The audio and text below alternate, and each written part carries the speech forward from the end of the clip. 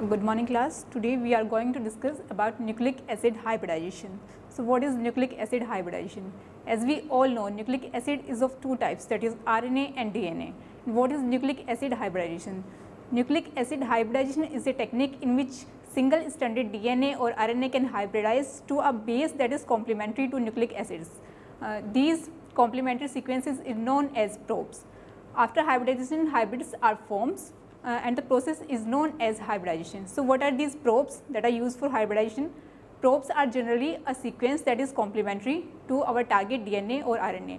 These may be of 20 bases to 1000 base pair bases long.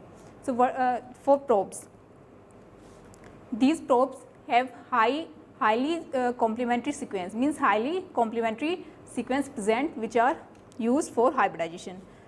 For hybridization, it is necessary to detect hybridization, and for detecting hybridization the probes are generally labeled. So labeling of probes.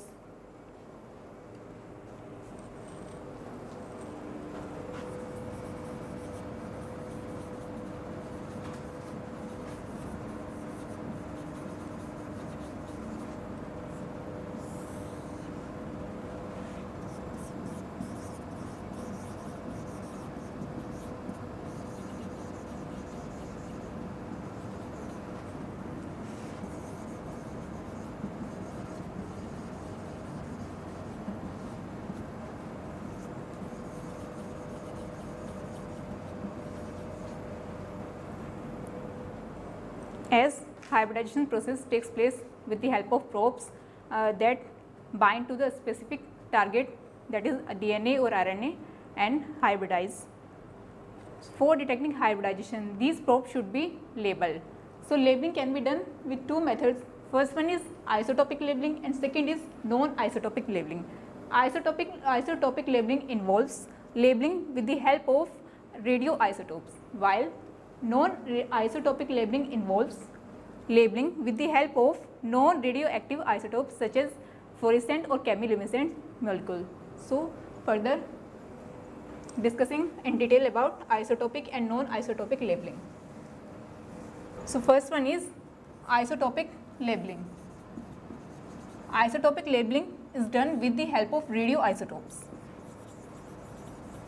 Radioisotopes such as, examples of some radioisotopes are P32, P33, S35. These are certain radioisotopes which are used for labeling of isotopic labeling. Means isotopic labeling is done with the help of these radioisotopes.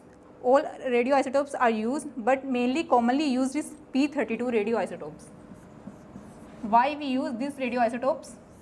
Because it emits high energy beta particles that helps in high sensitive detection. So we use P32 commonly. These radioisotopes are also used. Second is non-radioisotopic labeling. In non-radioisotopic labeling, we use non-radioisotopes. Means in this labeling we don't use radioisotopes. Instead of radioisotopes, we used fluorescent or chemiluminescent molecules. Chemiluminescent molecules. So as in radioisotopic labeling, we use radioisotopes in which detection is done on the basis of radioisotopes. But because radioisotopes used in radioisotopic labeling are dangerous, so we prefer non-radioisotopic labeling. In non-radioisotopic labeling, we use fluorescent or chemiluminescent molecules, and detection is done on the basis of fluorescence or chemiluminescence. This is further of two types, that is direct non-radioisotopic labeling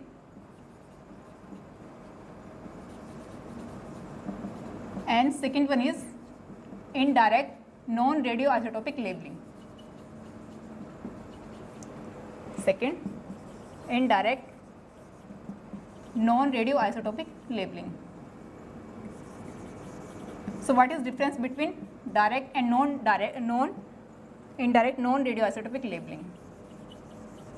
In direct non-radioisotopic labeling, we incorporate the non-radioisotopic such as fluorescent or chemiluminescent molecules directly to the probe.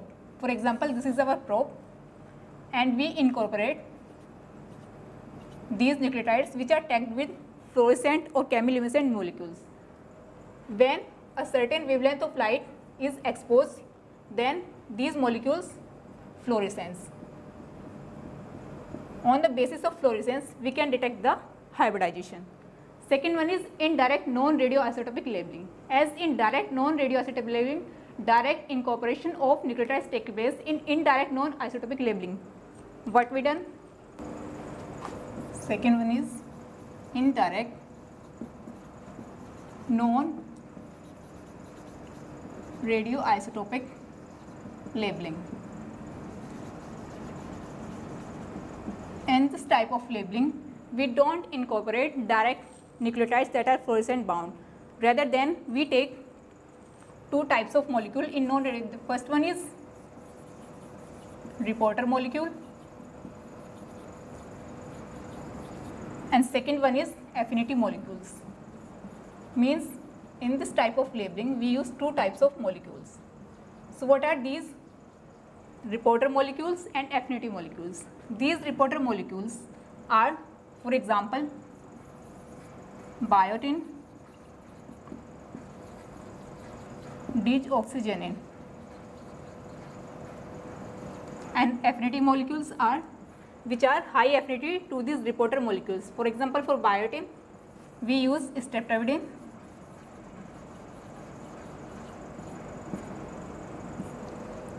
for affinity molecule, and for deoxygenin we use anti-deoxygenin as reporter molecule. So first, what we done in indirect non-radioisotopic labeling. For example, this is our probe. We incorporate reporter molecules to our probes, reporter molecules. Then for these reporter molecules, we add affinity molecules, because the reporter molecules and these affinity molecules have high affinity towards each other. So both of them are bound tightly with each other. For example, these reporter molecules, then we add affinity molecules which bind with high affinity to these reporter molecules, and these reporter affinity molecules are bound with enzymes, certain enzymes, for example HRP, alkaline phosphatase, and detection is on the basis of enzymatic reaction. Means these enzymes then further add substrate and measure fluorescence. So two types of systems are generally used in indirect non-radioisotopic labeling. First one is biotin streptavidin system,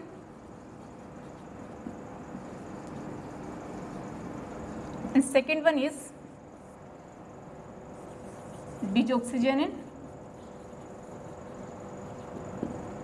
anti-deoxygenin system.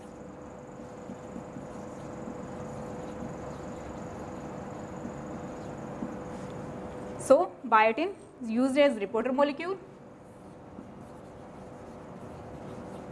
and streptavidin is used as affinity molecule. In the same way, deoxygenin used as reporter molecule and anti-deoxygenin is used as affinity molecule. So what are biotin and streptavidin? Biotin is a naturally occurring vitamin, while streptavidin is a bacterial protein. Both of these have high affinity towards each other. So we can use biotin and streptavidin system in indirect non-radioisotopic labeling. Second is deoxygenin. It is a plant steroid, and this is anti-deoxygenin which has a high affinity towards deoxygenin. So both of these bound towards each other very tightly. Means they are highly specific towards each. So this is all about labeling of probes. So labeling is necessary to identify hybridization. As in hybridization we use probes. So probes are then further labeled with radioisotopes or non-radioisotopes. Because radioisotopes are hazardous or dangerous to health, their handling working with radioisotopes are very dangerous. So we prefer to use non-radioisotopes. As sensitivity of radioisotopes is more than non-radioisotopic labeling, but due to safety purpose we use or we prefer non-radioisotopic labeling. Next is bloating.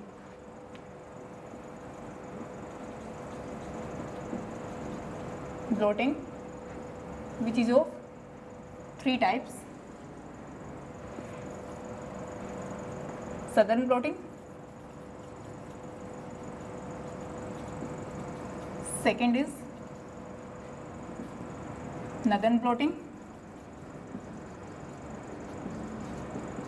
and third one is western bloating.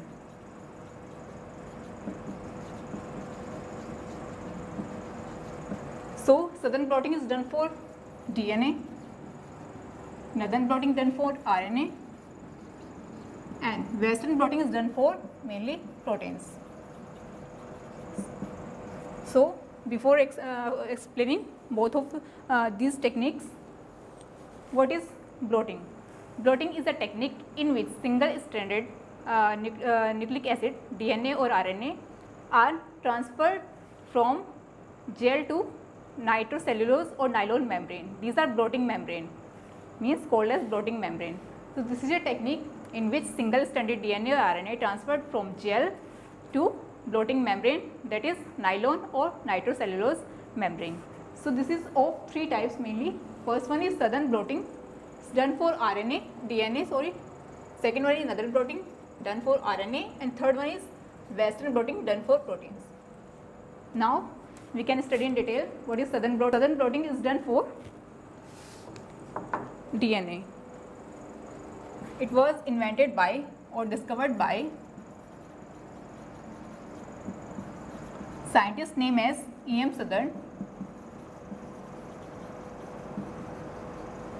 in 1975. E.M. Southern discovered the technique of southern bloating in 1975. So what is southern bloating? Southern bloating is mainly done for DNA. It is used for determining the specific DNA sequence or to know about gene rearrangements, gene deletion, etc. So what we done is southern bloating. Here are the steps of southern bloating. First, we take genomic DNA. Then we can digest this genomic DNA with the help of restriction endonuclease enzymes. Digest with the help of restriction endonuclease enzymes. So these are digested DNA. Then these digested DNA are transferred to electrophoresis unit for electrophoresis.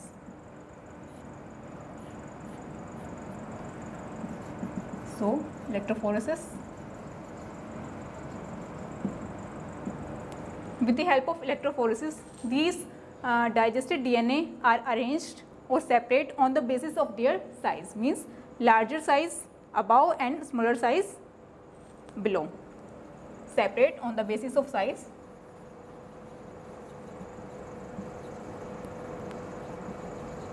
On the basis of size. Then after separation, denature these DNA with the help of alkali treatment.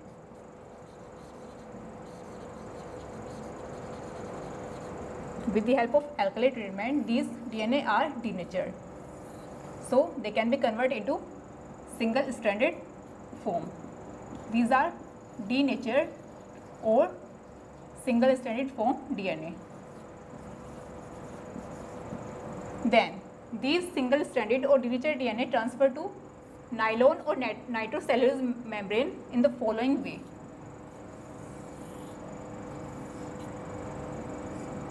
This is our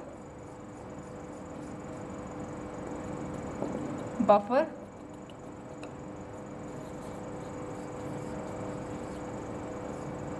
This is gel that contain DNA, denatured DNA.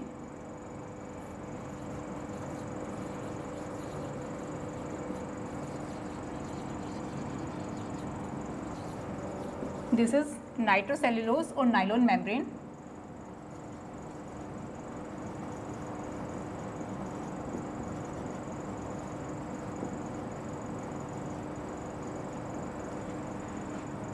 These are filter papers.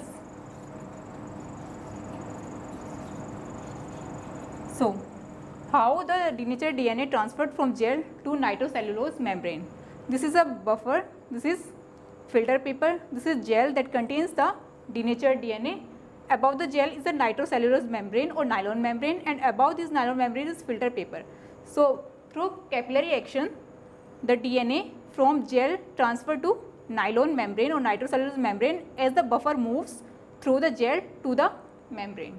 So, after transfer the DNA to the nitrocellulose or nylon membrane, these membranes removed from blotting stack.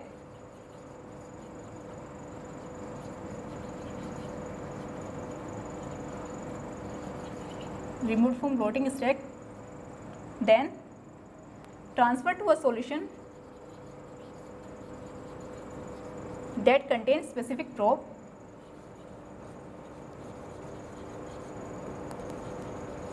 That contain specific probe.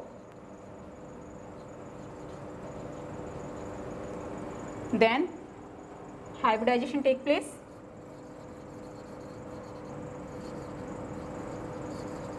And any free probe is washed away after hybridization, transferred to X-ray film.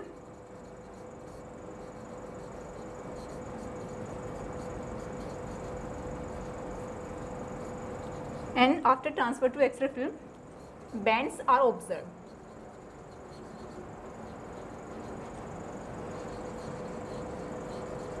So, this is the process of southern blotting. In the steps, first genomic DNA we take, then digest this genomic DNA with the help of restriction endonuclease enzymes.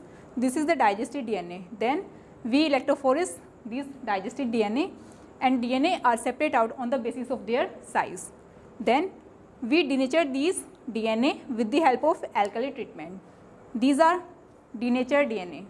Then this DNA are transferred from gel to blotting membrane. Blotting membrane means nitrocellulose or nylon membrane. How this DNA transferred from gel to nitrocellulose membrane? This is the whole process. We contain the blotting stack in which this is buffer, filter paper, this is gel that contains the denatured DNA. Above the gel is a blotting membrane, we can use nitrocellulose or nylon membrane, and above these are filter papers, these are dry filter papers. So, with the help of capillary action, the buffer moves from bottom to the gel, then gel to nylon or nitrocellulose membrane. So, as the buffer moves from gel to this membrane, the denatured DNA are captured by this membrane. When these captured by this membrane, the membrane is removed from the blotting stacks and transferred to a solution that contains specific probes. So, after that hybridization takes place between these denatured DNA and the probes, and any excess probes that is left in the solution is washed away, then transferred to X-ray film, and bands are observed. So, this is whole is the process of southern blotting that is used for DNA. Second one is the northern blotting.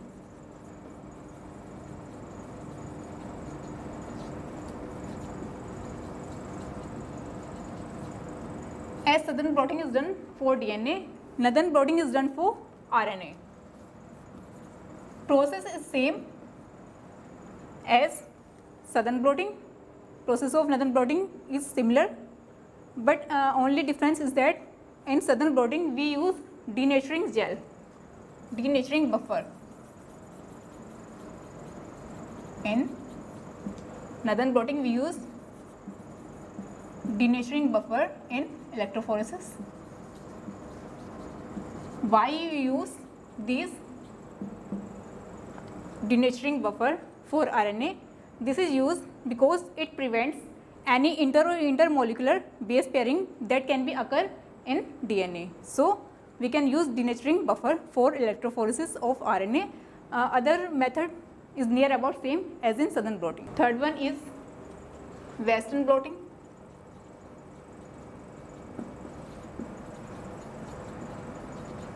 Mainly done for proteins.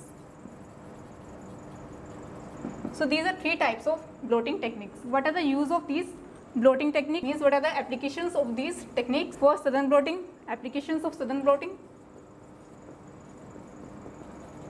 What are the use of southern blotting?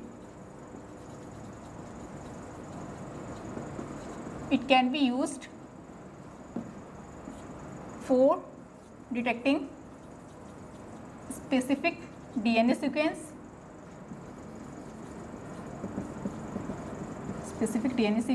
It can be used for detecting gene rearrangements, and it can also be used for gene deletions. So these are some applications of southern blotting. Means we can use for detecting a specific sequence of DNA. It can be used for detecting some gene rearrangements, and it can also be used for detecting some gene deletion. What are the applications of northern blotting?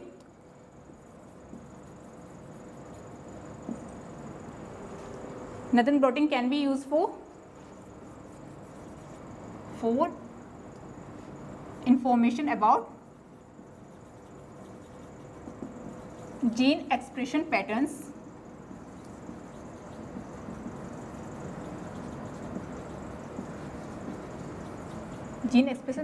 of specific genes as is related to RNA. So northern blotting application is in for getting information about gene expression patterns of specific genes. So this is all about blotting. So this is the application of northern blotting. With the help of northern blotting, we get information of specific genes. We get information about specific gene expression patterns. This is all about blotting technique. What is blotting? Blotting is a technique in which we use single stranded DNA or RNA, and we transfer these single stranded DNA or RNA to a blotting membrane, that is nylose or nitrocellulose membrane, for hybridization. So this is a technique for transfer of nucleic acid from gel to blotting membrane. So this is of three types mainly. There is first one is southern blotting, second is northern blotting, and third one is western blotting. Southern blotting is mainly done for DNA, second northern blotting is mainly done for RNA, and third western blotting is mainly done for proteins. So now we discuss in detail what is southern blotting.